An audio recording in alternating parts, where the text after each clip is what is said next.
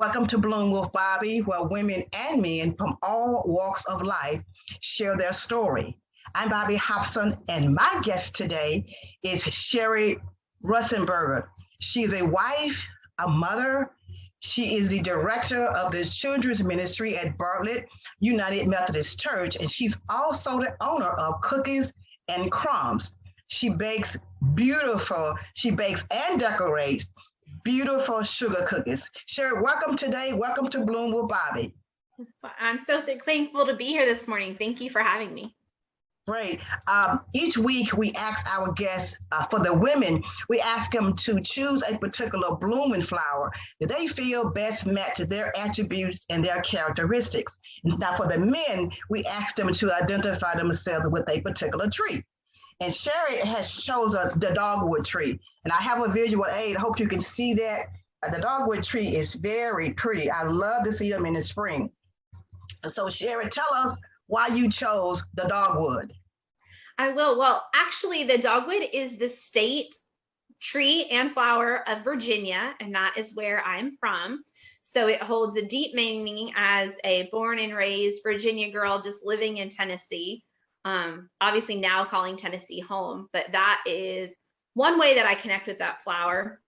It's also known to be a symbol of strength and affection and sometimes purity. And I just feel like I've had to overcome a lot of things in my life, and I consider myself pretty resilient and strong. And so I think that I recognize that in myself as in the flower, in the tree. And I also am pretty affectionate to those that I love.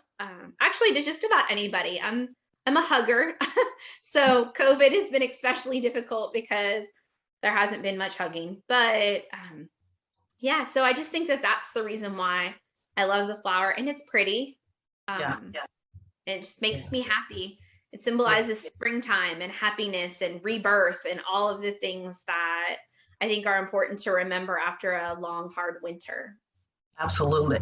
I often say that we stand on the shoulders of others, the individuals that have impacted our lives, that we respect their opinion. They've opened doors for us. And so they've had a great impact on our lives, all through our lives. I know these kinds of people, they change. So tell me a little bit about the individuals that have really made an impression or an impact on your life. Mm-hmm. Well, I think the first person, if I am thinking outside of my immediate family, which I think is your automatic go-to, like, oh, my mom or my grandma, would probably be my childhood best friend. Her name is Julie. And we became best friends at age 5, and we are still to this day. She's one of my closest friends. And that means we've been friends for over 30 years. So Julie is the type of person who, if I were to call her right now and say, I need you, she would drop everything. There's never a time in my life where she has ever said, I'm sorry, I'm too busy. Actually, one of the reasons why I think our friendship was solidified at a young age is my mom passed away when I was 11. And right after my dad told us, we were at my grandparents' house and Julie showed up. And it was just this comfort that I needed in that moment, to have this person who I knew was not going anywhere. She was going to be there, and she was going to hold my hand and help me cry and just never let go. And so now, all these years later, almost 27 years later, she still is the first person I call when something isn't going right, but she's also the first person I call when there is, because I think that as women, we often find ourselves feeling alone, or that, especially as we get older, it's more difficult to make those true friendships, because at least I find myself, I'm a wife and I'm a mother and I'm involved in all of these different things. And so it's hard to find true friendships and to know that those people are not just for a season of your life. So I like to go back to the person who has been there through all of the seasons of my life. You know, she stood up with me at my wedding, and she has seen me through, you know, the birth of my child and miscarriages and just bad days and good days. And I've seen her through, you know, rocky relationships and positive relationships and the birth of her children. And so it's just this friendship that she's my biggest cheerleader. And outside of my husband or my family, I know that she's also going to shoot me straight and tell me if I am not doing or being the person that she knows I need to be. And so now, I know you've gone through some life challenges. I want to know not only about the challenges, but how did you come out of them and to look like you haven't gone through anything? So talk to us about that. By the grace of God. Yes. So my mom passed away from liver failure, but that was due to breast cancer metastasizing in her internal organs. And so we knew that there would be a chance that that is something that was hereditary. And when I was 29, I had gone for my annual checkup, which I encourage everyone to do. It's October, it's Breast Cancer Awareness Month. Go get checked. Make sure you're getting your mammogram and doing your self-exams. It's so very important to do that. And I was doing a self-exam and I thought I felt a lump. And so I followed up with my doctor and they did an ultrasound and a biopsy and everything was fine. But they said, you know, due to your family history, it might be good for us to do some genetic testing. And so I had some genetic testing done and they found out that I carried the BRCA1 mutation, which just means that I have a much, much, much higher probability of getting breast cancer and other reproductive cancers than a normal person would, like in the 80 to 90% range of tests, you know, of eventually getting that. And so after a lot of prayer and consideration, I had a double mastectomy a few months before I turned 30, and then finalized my reconstructive surgeries actually like 2 weeks before I turned 30. And then after suffering multiple miscarriages, we decided to go ahead and do the next step, which would be to have a hysterectomy and oophorectomy, where they take the ovaries and the uterus to ensure that there's nothing that the reproductive cancers can kind of like stick to. So I had that surgery a few years ago. And so I am now, have basically done everything I can to mitigate the idea that I could get those cancers. It doesn't mean I'm completely out of the blue or out of like in the clear, but I have done everything that I can do. And we reached a milestone a couple months ago. My son turned 12 and my mom didn't get to see my 12th birthday and I got to see my son's 12th birthday. So that was a really big accomplishment in my world, that I have now officially outlived my mother by turning 38. She didn't make it to her 38th birthday. And by getting to see my son turn 12. So that's kind of a big deal. I carry the scars on the inside. I like to tell people that scars never truly heal. They form, you know, scar tissue. And so most of the time, scar tissue doesn't bother you, but if you tweak things just right, it causes a lot of pain. And so there are days and times where the pain is very evident in me and then in the things that I do. But I just approach life in a way that it's a gift. And, you know, my mom dying young allowed us to know that there was this chance that my sister, my brother, and I could have this genetic, you know, predisposition, which we do. And I was able to find that out and able to be proactive. And now I get to watch my son grow up, which really is the most important thing in my world, is to see that happen. Yeah. You know, I'm glad you told your story, because there are so many people sitting right now thinking that the world has ended. And to hear your story, there is hope.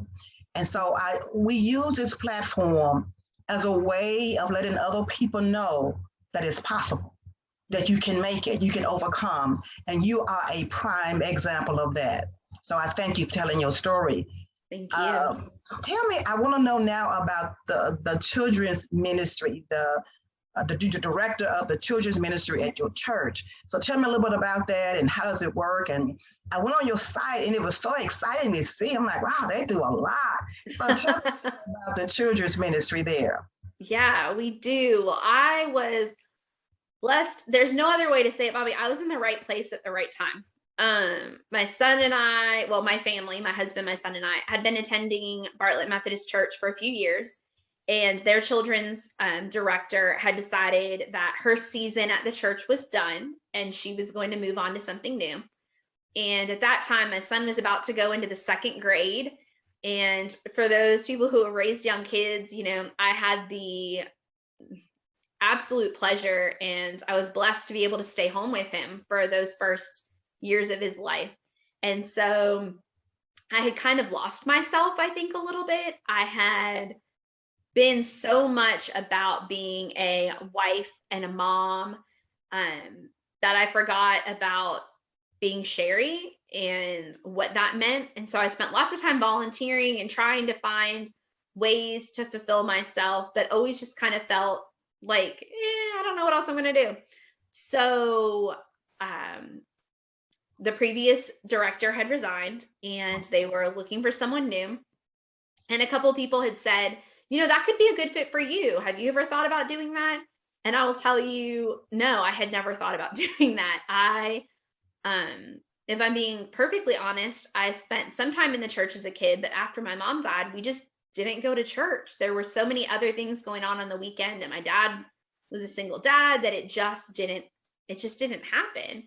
And so I never felt like I would ever work in a church. And then my husband and I, our second date was church, which is so weird.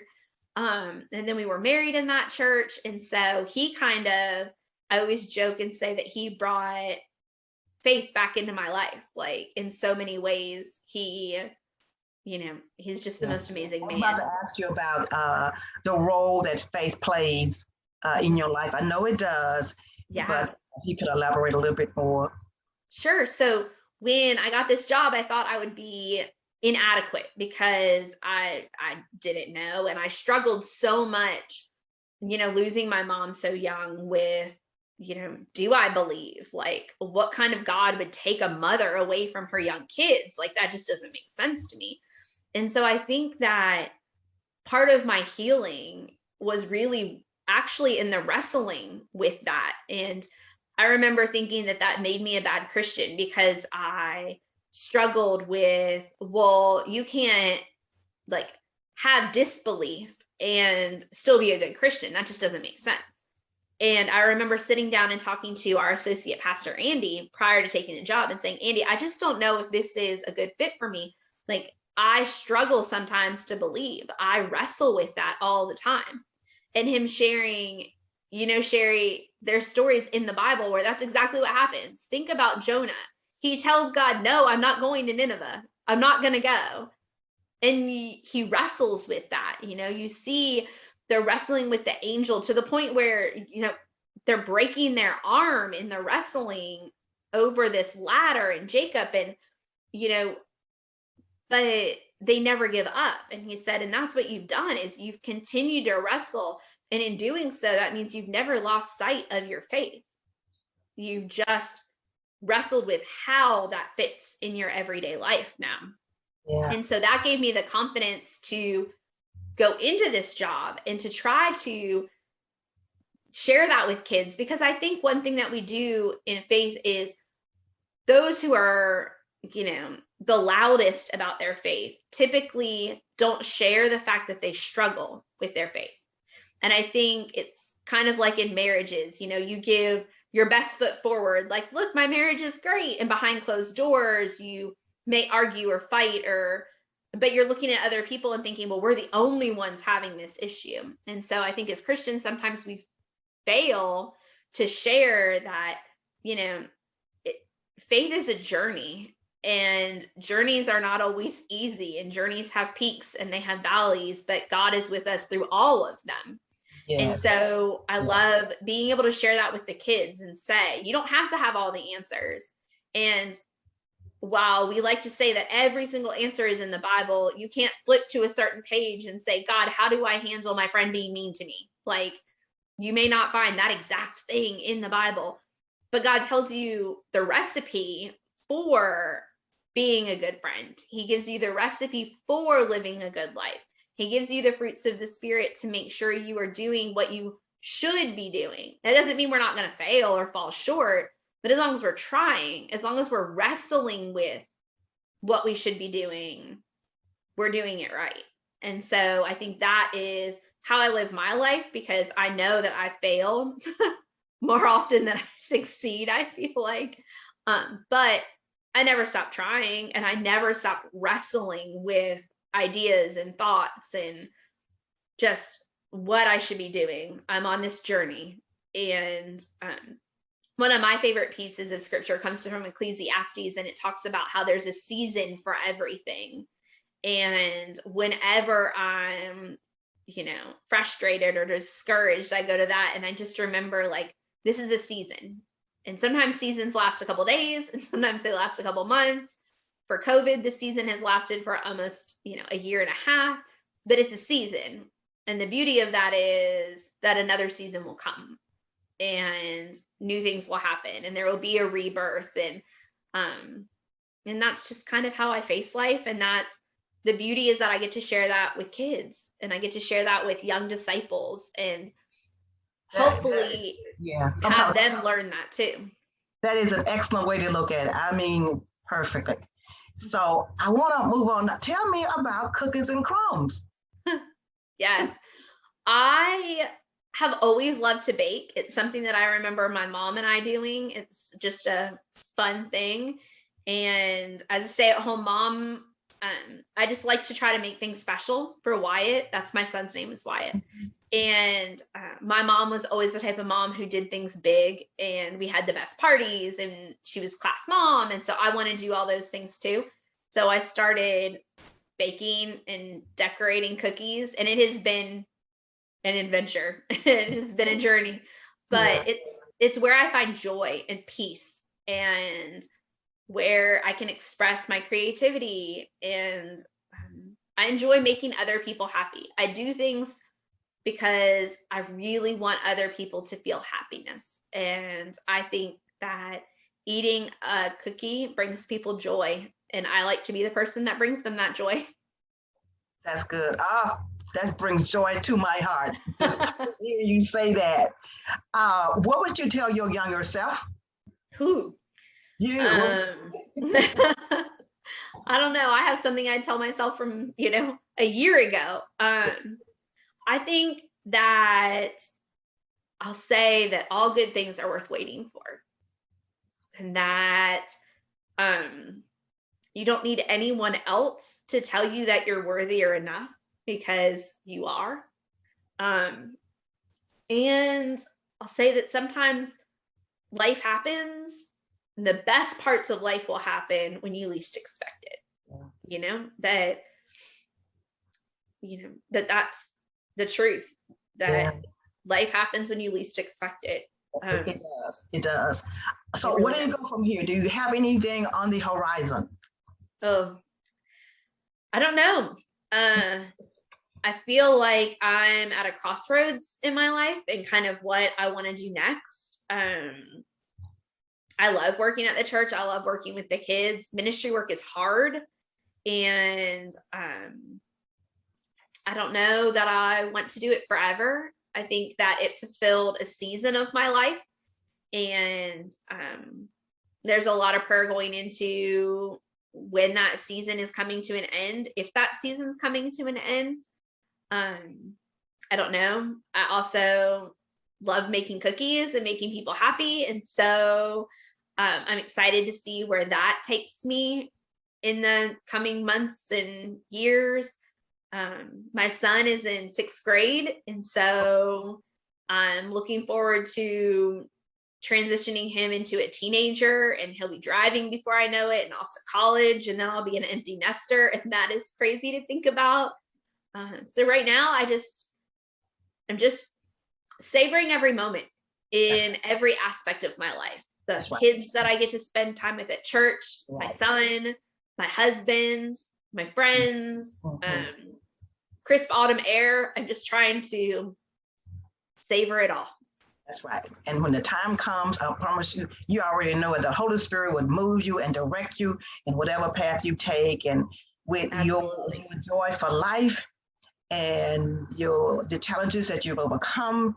Oh, I promise you that God has the next step is there, and you will know when you get there. I like to think that's exactly right. You will. Well, Shari, thank you so much for gracing this stage, this Bloom with Bobby platform. Thank you so much. Thank you so much for having me. I've loved it.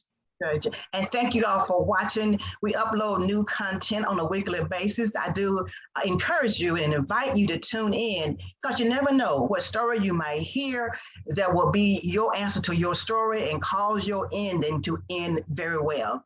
Until next time, be blessed.